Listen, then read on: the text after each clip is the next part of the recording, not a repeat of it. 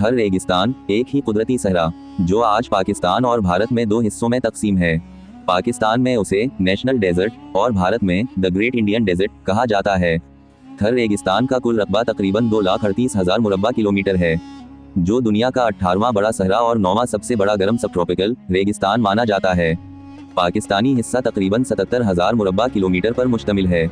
ये तकरीबन भारत की रियासत गुजरात जितना है, जिसका रकबा भी लगभग 75,000 मुरब्बा किलोमीटर है।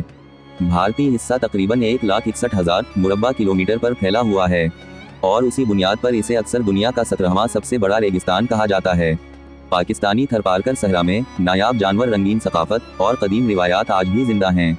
भारतीय थर में राजस्थानी किले, ऊँटों की सवारी और रिवायती मेले दुनिया भर में मशहूर हैं।